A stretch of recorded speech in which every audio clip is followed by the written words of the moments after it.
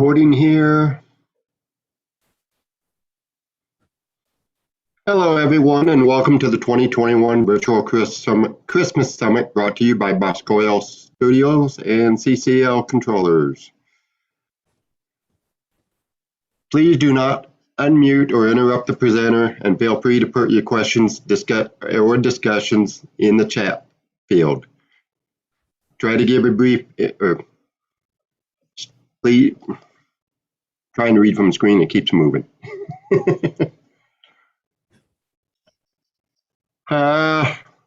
We welcome Tom today, and he's going to tell us more about internet-controlled Christmas lights. Tom, have your fun.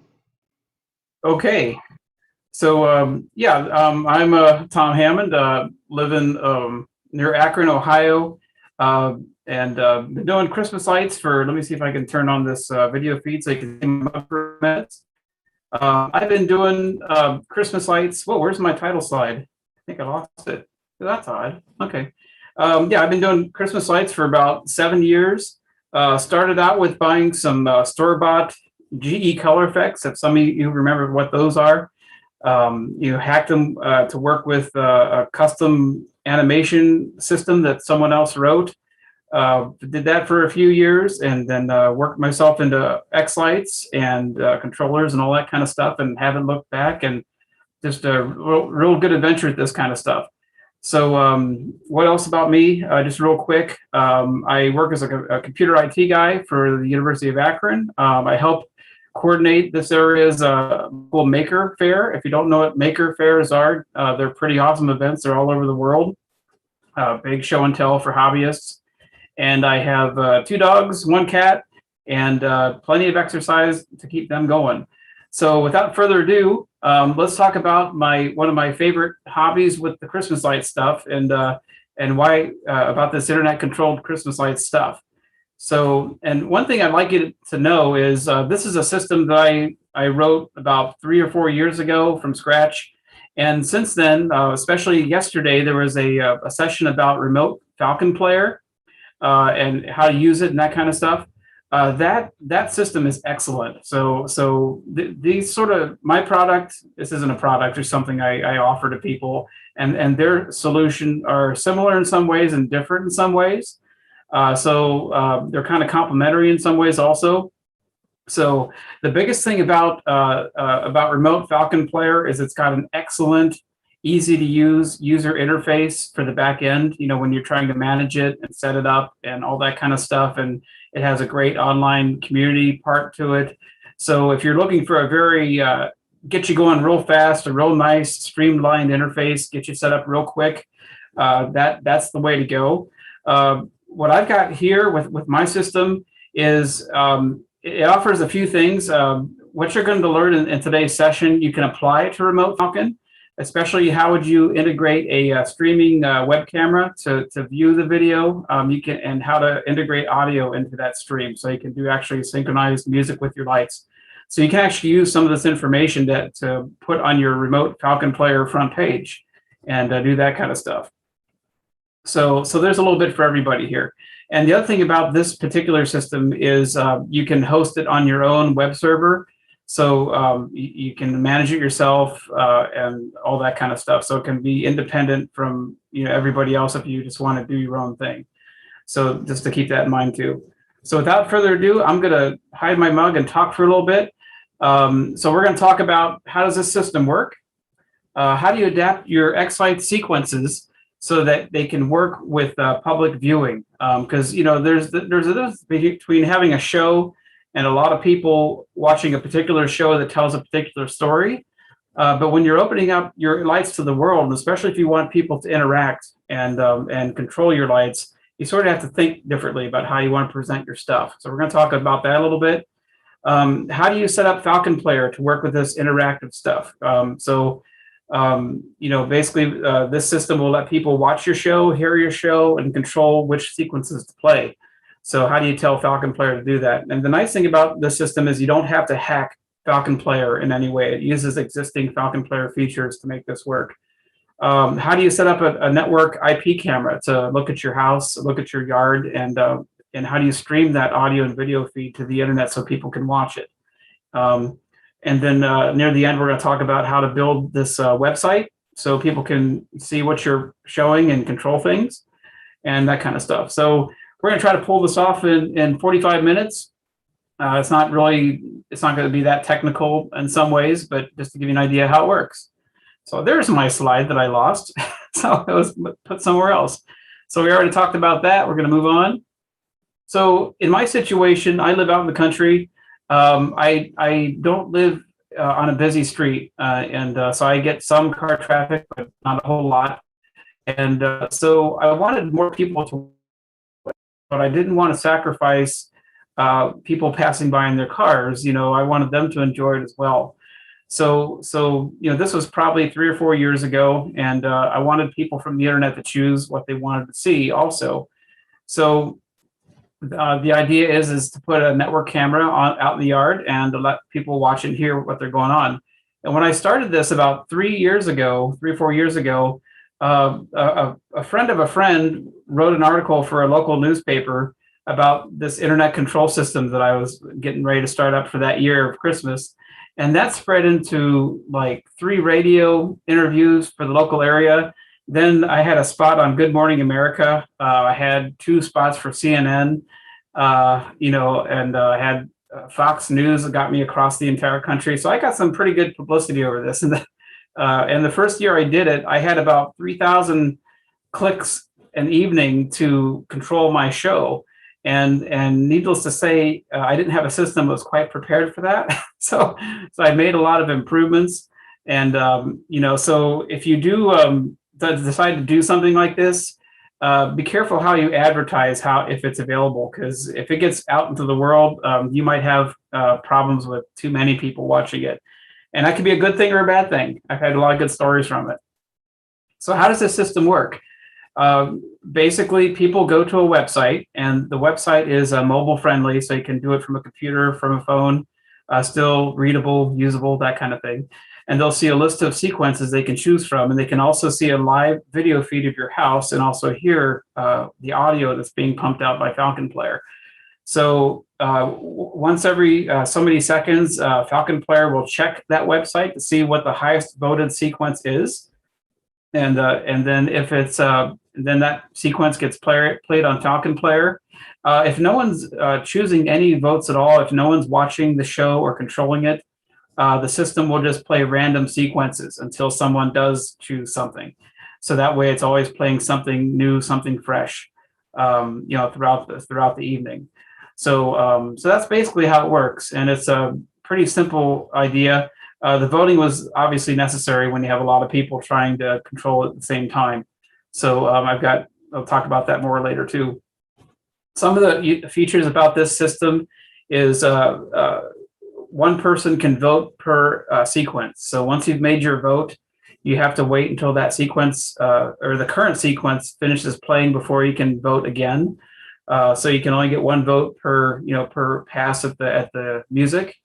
You can also make the website not allow votes outside of certain hours. So when the show is obviously not running, people aren't just clicking and wondering why nothing's playing. There's also an anti-bot feature. So if there's bots on the internet clicking your voting buttons automatically, there's a feature in that to prevent that from happening, which is kind of nice. So you don't get spammed or that kind of stuff. It also it records the city and state and country of the people clicking on the votes. And that's a lot of fun. So you can actually see that someone from Greece has been controlling your show, or Hungary, or Canada, or next door to another city where you're at. It doesn't give any names, any unique information, just the city and state where the click came from. So that's a real fun thing to see as it's going on, and it logs it, so you can see over time who's been controlling your show and watching it. So, and also when people do their votes, it'll prevent people from choosing the same sequence over and over and over again. So if you have a Baby Shark sequence and you don't want that playing 20 times in a row because it's really popular, once it's played once, it will actually cool down a little bit. You did find my video on ABC News. Good for you, Bob. It'll actually hide Baby Shark for a little while until some other sequences get chosen, and then Baby Shark will pop back up again later on, so you can pick it again. So it has a few things to help with lots of people controlling things. So when you're making your sequences in X-Lights, this system will work with synchronized music sequences, which is what most people here have. It will time your music perfectly with your video, so you won't have any problems with lag with your video keeping up with the beat of the lights and vice versa. So there's no issue there, and I'll explain how that works in a minute. It's also a good idea to make some simple short sequences, maybe just a minute or two long, which is like maybe a simple animation with some generic music in the background. And that helps a little bit so that people visiting your website don't have to wait 2 or 3 or 4 minutes per song before they can see their song pop up, the one they voted on. So if you put some shorter sequences in there, it reduces the wait when they click on their actions to actually see it. This particular system has no voting queue. So when you place a vote while you're watching a sequence, the next sequence will be based on the current set of votes. So your response to your vote is very fast. So if there's no one voting and you're the only person watching the site, when you click, you get the next sequence being played. So it's pretty cool about that. And there's also a feature in there that is what I call power voting. You can actually put a sign in your yard saying that if you click a little hidden image on the website at the bottom, in my case, it's a Santa Claus, then you get power voting, which means when you vote, your sequence will be played next no matter what.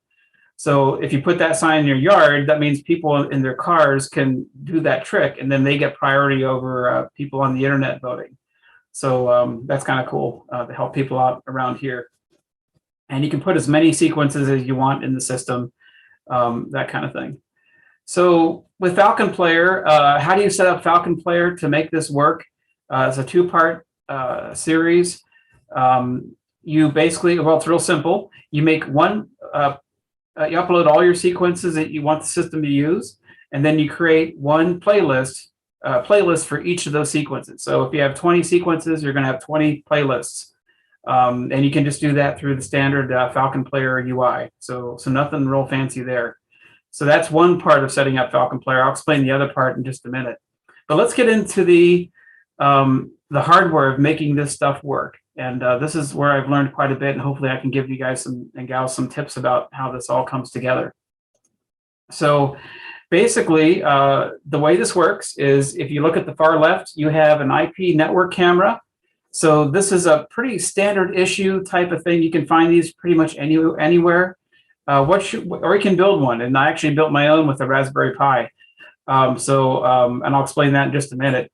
But if you're going to buy a pre-built IP network camera, you want to make sure that it has a feature that if you open up a web browser, like if you have your camera running and you open up a web browser and you type in the IP address of the camera in your web browser, that it will immediately display a video feed. So some brands of cameras will let you do that, where as soon as you pop in that IP address of your camera, the camera responds with a video feed right within your web browser. So you need that feature for this system to work. Some cameras will force you to log into the camera and then you have to click something to show the video feed. That won't work with this type of system. You need an instant gratification type camera. So those are not hard to find. So just make sure it has that feature. So you connect your camera to your network, your home network, just like any other network device. And then if you look on the right side of the thing, you have Falcon Player. That's your Raspberry Pi. And then you plug in your Pi this USB audio adapter. And you can find that type on Amazon, eBay. That particular image there, just look for that. It's kind of generic. And it's instantly compatible with Falcon Player. You plug it in and it's live and working. And that's basically an audio splitter. So whatever audio is coming out of the Falcon Player, it will split it into two 3.5 millimeter cables. So you can pipe your audio feed to your computer and also a copy of the audio feed to a FM antenna for your road. So people along the road can listen in their car stereos. So that helps with the system too. So basically your camera feed is coming into your laptop through a web browser address, okay? through an IP address, and your audio is coming in from that audio adapter into your computer's line in jack. And then on your, we'll talk about this some more, but on your computer, you're going to install a piece of software called OBS, which a lot of you have heard of, especially if you'd like to do YouTube streaming channels. Yeah, OBS is pretty awesome. And it will combine the audio feed and the video feed into one stream, and then it will send it off to Twitch. And when I first did this system for the first year, I think, I chose to host the video stream. I just had people going to the IP address of my network camera to view the video feed, and I didn't do anything fancy with the audio. And when you had more than 4 people trying to view that camera, my internet got saturated and my system crashed. You just couldn't watch videos until fewer people, were watching the feed. With this system, you have Twitch hosting all the bandwidth for as many people as you want watching your video and your show. So this is scalable to as many people as you like, and it works really well. So, and if you don't know, Twitch is a like a YouTube type thing. It lets people broadcast live feeds, typically for video games, but they've sort of quote unquote gave me permission to do it for Christmas lights too. They've had no trouble with me doing this. So we'll talk about all this in just a little more detail. So yeah, I don't know if VLC would work with that. That's a good question. I haven't tried that. I've considered different things like Facebook streaming, YouTube streaming, live streams for that kind of stuff. And with those systems, I think you have to set up a time and day that you want to do those, and you have to set that up every time that you're ready to live stream, and that can be a real pain throughout the whole season. So with the Twitch thing, it's always on, always ready, so it saves a whole lot of effort. So that's why I went with the Twitch method. So yeah, I never thought about income, but we'll have to talk about that for a second through Twitch. So for the video hardware, that's the camera thing. So either you buy an IP camera, a network camera that has browser, you type in an IP address and it shows the video feed, or if you're a little creative and a hobbyist, you get a Raspberry Pi, buy a dummy security camera enclosure that has nothing inside, and you stick that Pi in there with a camera, and you're done. So you've got your IP camera. So if you do go this route, get a Raspberry Pi camera module that's called no IR version. You want the normal version of the camera module.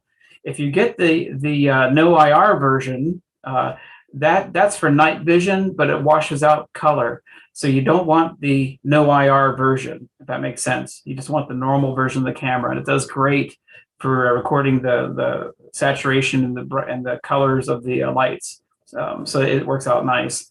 And then I just ran 2 wires for power and ground from the camera to my house. I decided to make it somewhat permanent. So there's my trenching and conduit. And when you're feeding power to this particular setup, the Raspberry Pi, Raspberry Pis work best with 5.1 volts of power. If you give it 5 volts of power, it will sort of work, but you might have issues. So all Raspberry Pis work optimally with 5.1 volts. But since I was running a distance of 70 to 90 feet from the house, I bought a 5.25 volt USB power adapter at the house. So by the time it went down that long cable, it dropped down to about 5 or 5.1 by the time when it got to the camera. So that way it kept the voltage nice and high at the camera's end. So, oh, by the way, I don't have a slide for this, and I should have said it. If you go to a website, I've got all this stuff detailed step-by-step on my website. It's www.itwinkle.org. So itwinkle.org. And there's a menu at the top called Build It. So build it, and you'll see Internet Control version 2. So if you click on that Build It, Internet Control version 2 menu, you'll see all the stuff step-by-step, how to put it all together. So don't let all this fast stuff, and this slide here will be available on YouTube in about a week from the Virtual Christmas Summit folks. So there's the sound adapter again, that picture of it, and we talked about it. And this is the FM transmitter that I use, and I think a lot of people use. Yep, thanks for that link, Malti. That helps. So that's just that FM transmitter is good for people right next to your house. It doesn't get much further out than your yard, but for my situation, it works fine. So you can get that FM thing for $5, get that audio splitter for another 10, and you've got your hardware, done. So if you're building your own camera, from a Raspberry Pi, you put free software on it called Motion iOS, and that turns your Raspberry Pi into a security camera, complete with motion triggering and multi-camera views from your computer.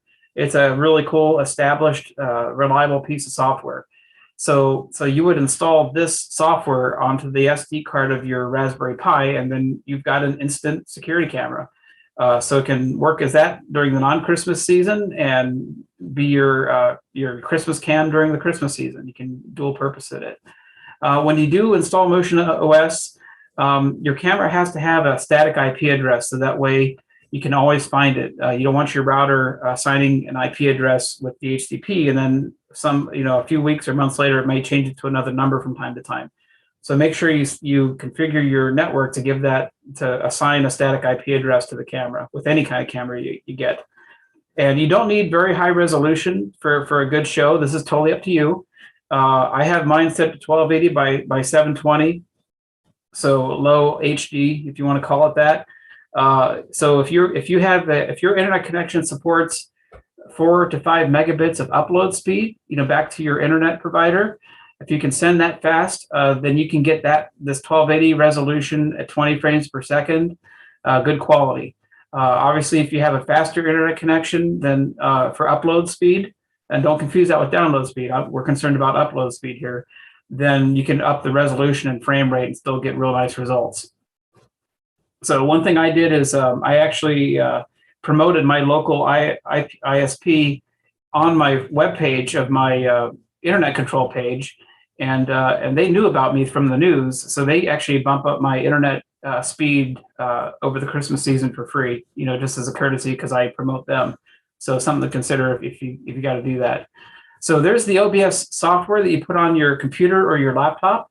Again, this will receive the video feed from your camera and your audio feed from the Raspberry Pi, combines them both. With OBS, you can overlay your overall image with text and graphics. So you can put, some Christmassy graphics on top of your video, put some text on that, what type of show you have. And you can tell OBS to schedule the streaming at certain times. So you can stop the video feed at certain times of the day. So you're not just streaming your house during the day when everyone's watching you, shovel the lawn, that kind of thing. So if I had more time, I'd tell you a fun story I had with this. I'll just tell you real quick. One night I had a problem where I had a prop go out, and it was pitch dark, and I was in the snow, heavily snowing, trying to solder connections on one of my arches, and that's dangerous with not dangerous, but it can short out your show. And as I was soldering, my whole show went dark. Everything went out, and I thought I shorted out something real bad, so I was upset. So I went back to the house. It came back on. So I went and worked on the arches again, and it must have just been a bad connection. And then after a few minutes, it died again. And here it was, is someone was watching my show from somewhere in the world, saw me outside working on my props. And at the time I had a animation called All Lights Off, and they were doing a National Lampoon on me. They were shutting off my lights while I was working on them. So I turned that one animation off real fast. So this is the Twitch, how you set up Twitch to receive your video feed from OBS. So again, it's a video game streaming service. You create a free account on it, and I've emailed them and asked them if I could use this to stream my Christmas lights. And they said under the table, they allow that. It's not really part of their policy, but I've had my Twitch account for several years and they've never touched it. So I don't think they care. You can embed your Twitch video stream directly on a web page without any having to log in. Your viewers don't have to create an account. It's just a live feed that's there. So that's what's really attractive about that. And again, the Twitch video feed is, all of the viewers view the Twitch feed, and you don't have to worry. It doesn't affect your bandwidth at all. So that's real nice. To do this, you create a free account on Twitch. You obtain a streaming key from them once you've created your account. And then on your web page, and you can do this with Remote Falcon Player or My System, you just stick that HTML code starting with SRC onto your front HTML page, and it will show the live feed instantly. So, and you're done. So it works really slick. So a few things about Twitch that may save you a little time. As you're setting up, I'm sorry, with OBS, if you're in OBS and you want to add your video source from your IP camera, in OBS, that's called browser source. So you create a browser source object, and then type in your camera's IP address, and that will put your video feed into OBS. And then when you want to put your sound into OBS, remember the sound's coming into your line in jack from your computer's sound card.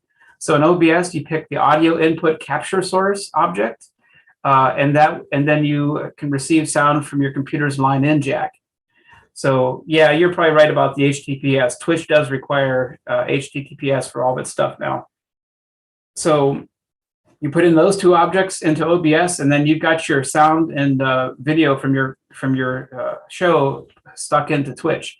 You enter that into OBS, and then you enter that Twitch streaming key into OBS, and then you configure OBS for the resolution that you want to stream back into Twitch, out to Twitch. And you're just about ready to go. It's not hard to do, not really hard at all. So this part here is a little trickier, setting up the Internet Control website. This is, I consider, pretty full-featured, but it's not nearly as slick and as easy to use as Remote Falcon. So, this type of solution is for people that want to host their own control system and not be reliant on another location for the controlling part. And you have a little bit, and you know how to, if you're okay with getting a web host, purchasing a web page and tweaking a little bit of HTML files. So it's not rocket science. It's not too hard to figure out. But if you don't mind, if you sort of have some experience setting up, calling a hosting company, getting a hosting thing started, copying some files to a folder on your hosting account, this is for you. And it's not that hard to set up. But if you're looking for a turnkey experience that's going to be super easy to get going real fast, you may want to consider Remote Falcon. And again, you can integrate this Twitch and OBS stuff and audio splitter and IP camera stuff with what I've just told you into Remote Falcon just as easily. So if you're going to do it this way, which is cool too, you basically just get a basic hosting package from somebody. I've been using HostGator. They're pretty good company. Good. They have good chat support, good help. Yeah, you can host the website on your computer, but there's a few caveats. If you're going to host a website on your own computer and not through a hosting company, your hosting platform must support PHP. Okay. Not Microsoft IIS, that's a different language. So you need to have PHP or PHP to make this work. And people visiting your website from their phones or from their computers elsewhere in the world, they only need to have PHP and JavaScript support, and most all browsers support that. So that's not an issue. But your server has to support PHP, which is pretty common overall. So if I miss somebody's chat messages, just tell me in the question and answer later, and we can address those. So if it goes off the screen, I don't miss it. And again, this web page works with small screens, big screens, so it's somewhat scalable. I think it works pretty decent. Yeah, I don't know about the ISP routing traffic, but how do you set this thing up? Basically, before I show you how it works, or before I show you the technical stuff, I'm going to attempt to show you what it looks like. So hold on for just a second. I'm going to see if this will actually share. Okay, so I think you're looking at, tell me if I'm wrong, but you're looking at my control website right now. So good, that's excellent. So basically, what you have, it's all your sequences will show up in this middle column right here that you have to pick from, and you can have album art or clip art for each sequence, so you can find them kind of easily. Okay, and again, this doesn't have a nice, pretty GUI to do this. You just have to copy some JPEG files into a folder, on your web host. So it's not as beautiful as remote Falcon, but it isn't too hard to use. I try to make it fairly easy to use. And then every entry has a vote button there. So when it's not doing anything, or if it's just randomly playing sequences, the vote stuff is active there. And then it shows the live video feed below, and that's obviously not my live video feed. It's just a placeholder, just to let you see where the video feed goes. And then below it, it shows you the recently voted sequence, like what's currently playing or what's been voted on lately, and where they came from and what day and time the vote took place. It also shows a history of votes played over time and where they came from. And this list is saved to a log file, so you can actually, you don't lose it over time. It actually saves it to a log file on your server. So, and then one thing that you may want to, I don't know if this is an issue or not, you just have to make your own decision on this, but if you're choosing to broadcast your show to the world, I don't know what music rights are valid for this. If this is considered creative use of somebody's music, that like in YouTube, you can use copyrighted music if you sort of switch it up a little bit so it's not the original piece or video. So there may not be any issue with this. It may be free to broadcast other people's music, to Twitch. I don't know. I just don't know how. But I wanted to play it safe, so I actually contacted people's agents of music I wanted to use and got permission from a number of people, smaller names that you may not know. And I only have 3 songs sequenced right now, so don't laugh. So, but I did get permission, and some of them were just thrilled that I was doing it. So I put the credits in there just to keep things legit. You may or may not have to do this level of detail here. And then at the bottom of my website, I see that Santa Claus in the corner. If you click on him, you get power voting. And that means that once you click him for the rest of that day, any voting you click on will get played next. Basically, you get 99 votes. So, but website visitors won't typically know that. But if you put a sign in your yard saying about that trick, that may or may be a nice thing for folks to know. So better than typing in a code, that road people have to do. They just touch the Santa and then it's ready to go.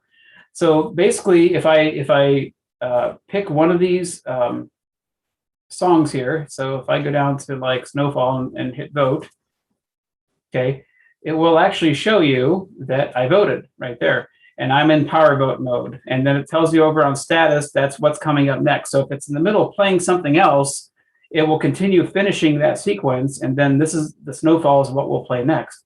And then, so if I don't have my Raspberry Pi actually up and running right now. So I'm going to simulate the Pi receiving this. And there it goes. So now it's actually playing that sequence, and it gives you a countdown, and it's actually, the countdown's real short. I just did this for the demo, but it tells you how much time is remaining before the next sequence is played. So people visiting your site will know how long they have to wait until the next voted song appears, so it lets them stick around a little bit longer if they want to wait for what they voted on. And again, putting some shorter sequences in there will help with not having to wait a really long time. So in my sequence list, I have songs, you can put a full name of your sequence in there, an informal name. I have videos, which are MP4 video clips in there. And then these are just simple sequences that don't play very long at all. So people could choose from 3 different varieties of sequences to choose from. So that's what that part looks like. So let me see if I can go back to where I was. This may be a little disconcerting. Okay, I gotta switch back to the slide I was on, I think. Okay. Come on. Okay, so how do we make this kind of website work? Basically, you copy a set of files into a folder on your hosting website. You add and you tweak a few files. Drop in some pictures if you want those thumbnails, and you're ready to rock and roll. So basically, there's a file on your website called sequences.txt. You just list in there all the sequences that you put on the Falcon Player. Okay. That's really all you have to do to define your sequences. The index.php file on the website is your front page. That's what you just saw in the preview that I gave you. You can tweak that page up to show whatever you want. Totally change it up if you want to. That's also where you put in the Twitch video feed URL to show your particular video feed. And then some more technical things is if you want to tweak when your website control is active during the season, you want certain days of the year, certain times of each day when voting is not allowed to happen, you tweak that in the hidden.php file that's on your website. And again, the iTwinkle website has the details on how to edit that file to tweak your time. And you can actually put, text on your front page to tell people when it's open, for voting also. But what you don't want is people voting when they think they're able to watch something when it's not really ready yet. So by defining it in this file, it actually switches off the voting feature, so it doesn't frustrate people. So, that's good on that. And then also when the anti-bot feature. Whenever you vote for the first time, if you visit this web page and you hit the vote button, it's a real simple anti-bot method. Some of you HTML programs will laugh at me, but all it does is pop up a password box and with a simple mental question, like what are the first 5 letters of the word Christmas? And if you answer that simple question, then it allows you to continue using the website, for voting. So I'm hoping that's a decent anti-bot trick for now without going into CAPTCHA and all that kind of stuff. But if you want to change that simple word to another word in question, you just edit the voteaction.php file. So once you've done those 5 things, your website's ready to work with, for internet control. Okay, and then how do we configure Falcon Player to work with all this? Really simple. Again, it doesn't involve hacking any Falcon Player files in any way. It uses existing Falcon Player technology to make this work. All you have to do is you have one playlist. I mean, you've made a playlist for each of your sequences already, but this is the master playlist that controls everything. So you create another playlist that has this stuff in it. And what it does is the first line in that example down there, it tells Falcon Player to reach out and touch your website and run this PHP file at the end, the preplayactions.php. So the first thing it does is it executes that command on your website to get things ready for playing stuff. The dynamic Falcon playlist type, the action, what that does is it tells Falcon Player to reach out to your website looking for a file called dynamic.json. So Falcon Player will see that file on your website, and inside that file is the sequence that Falcon Player will be playing. So my system will update that file with the currently voted sequence, the highest voted sequence. So when Falcon Player hits that line, dynamic.url, it reads the contents of dynamic JSON on your website and plays that sequence. So that's another built-in Falcon feature. Pretty awesome. And then line number 3, if you're running a PHP script or isn't dynamic already, Falcon, this is the website gets the right information into that dynamic JSON file. So when Falcon reaches out to figure out which sequence to play, it knows exactly what's current, what needs to play. So there's the pre-play actions and the post-play actions. That's a lot of stuff to help the website show like the number of total votes, when to reset the votes back to 0, because when one sequence is done playing, all the votes reset back to 0 and everyone's allowed to vote again. So those 2 scripts will help the voting system on the website, show current information before the sequence plays and after the sequence plays. And then at the end, I put a pause of 3 seconds just to give the website a chance to breathe after running those scripts. So there's a small lag there, but it's not too bad. So another thing that's nice about using Twitch for your streaming service and OBS is there's no lag to the video. So when people start viewing your feed from your website, it's instantaneous. Let me take that back. I was wrong. There's probably a 7-second delay over recording it with your camera and getting it all the way over to Twitch for people to watch. So it's about a 7 to 11-second delay. But that's not really an issue because your audio and video are already synced with each other perfectly. So when you're viewing the live feed on your website, you're actually looking at probably 7 to 11 seconds in the past. And my timer countdown accounts for that. So when the countdown of the current sequence gets down to 0, it's pretty close to being the end of the sequence in real life, for the next vote. So the lag there is some lag. You've got, maybe 5 or 7 seconds before you see the next sequence come up, but it's certainly worth the wait. So, there's my link. I didn't put a link there. So basically, this is the website and the menu on how to completely build one of these systems if you want to do it. So, and if you have any questions with getting it working on your end, I'm welcome to help you via email or Zoom stuff to help you get it going.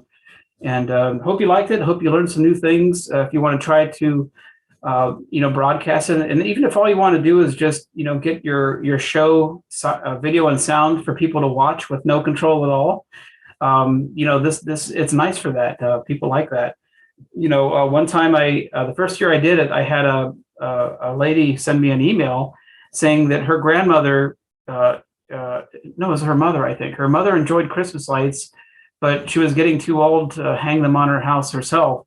So she was able to watch my lights and control my lights from her house, and it really made her day. So her daughter thanked me for giving her mother that experience, that she could watch somebody else's lights, that way and be interactive with it. So it's definitely worth it for me, especially where I live. So I'm probably ready for questions if you have any. Feel free to open your mics or enter it in chat if you have any questions for Tom.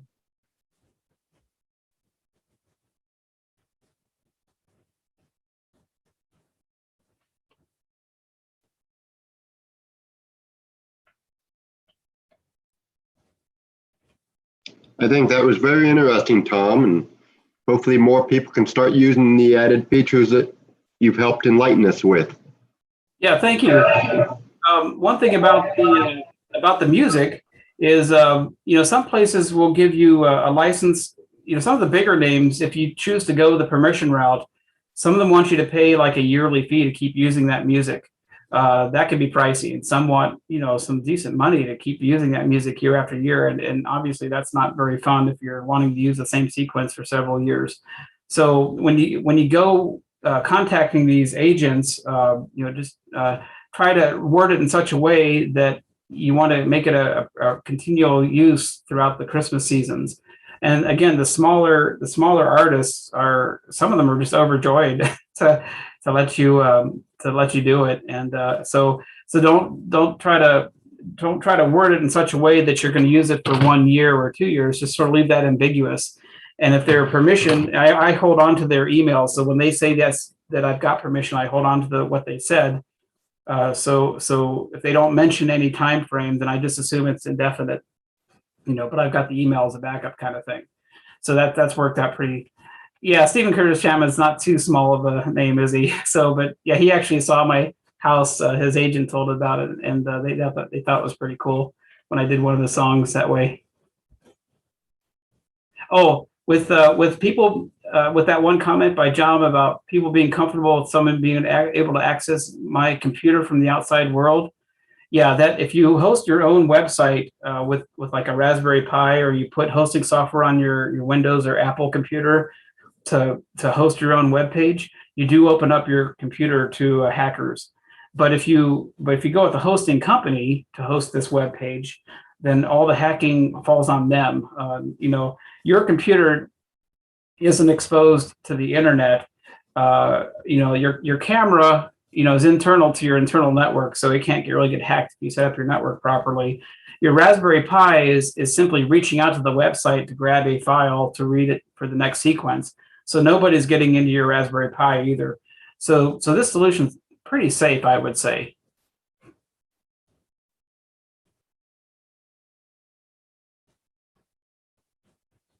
I don't know about Amazon Web Service, James, if they can host it for you. I think, if I'm not mistaken, I considered that route.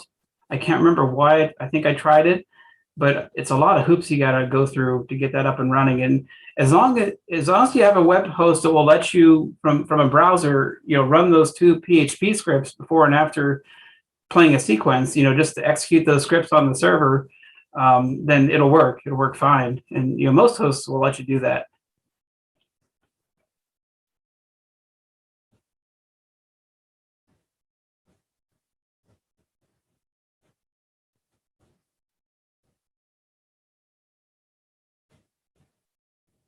Oh, that one comment by Dan about if you get enough people watching your feed on Twitch, you can get some income revenue from it.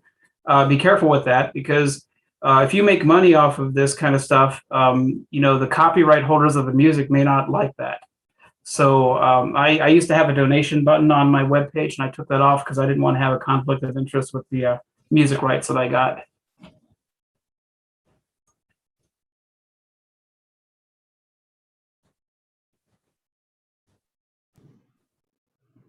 Anybody else have anything for Tom?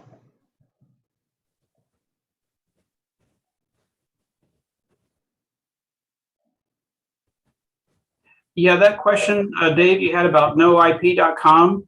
I did that at the first version of this system. I had people actually coming into my Raspberry Pi to control the show, and that's obviously a big security risk. And I don't do that anymore. But what noip.com will let you do is take a domain name like itwinkle.org and make it point to your home computer's IP address. And as your local ISP changes your IP address from time to time, the noip.com will always make sure that domain name points to the current IP address that's been assigned to your internal your cable modem, basically. So the domain address will always work.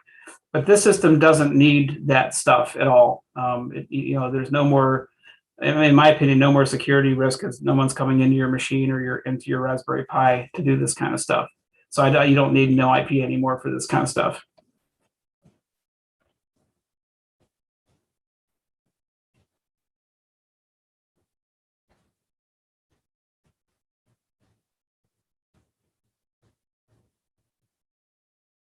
And probably what I will do, just to let you know, is I have this hosted on HostGator, but probably this year, HostGator, first year they give you a great deal on hosting. I think I got hosting for like $4 a month for like 3 years. Just blew me away. But once you got to renew, that's where they get you. So they're going to ask me for like $12 a year to keep this running, or $12 a month, I think, 10 or $12 a month. So I think this summer, this spring, I'm going to try to host this off of a Raspberry Pi on my home network here, and that opens me up to security issues, I'm sure. But that, like someone else mentioned, that's another route if you want to host this on your own hardware, so you don't have to pay a monthly fee to a hosting company. But $10 a month isn't enough to break anyone's bank either. So, that's the safest way to go.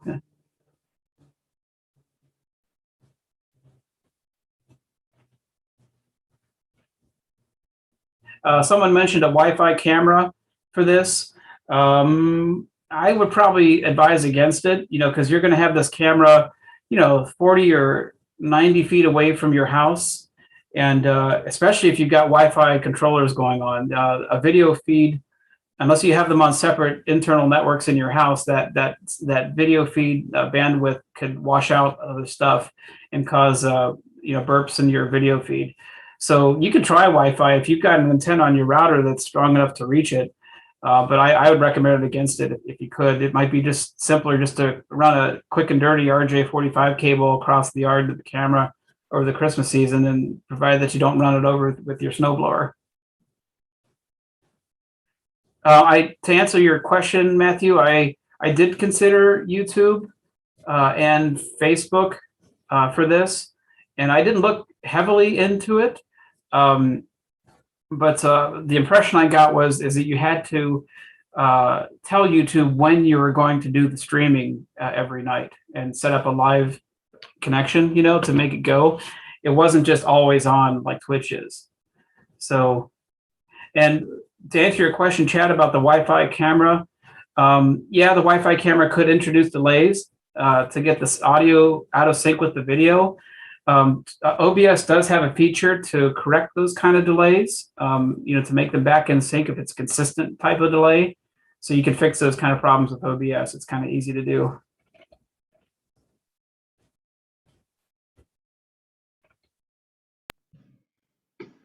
All right, thank you for your time, Tom. I think we learned quite a bit from this, and Yep. if nobody else has any questions, and we'll be done about 10 minutes early. Okay, you're welcome. Thanks a lot. Just a reminder for everybody to be sure and stop back at the 5 p.m. closing sessions for the raffles. You have to be present to win, and enjoy the rest of the day.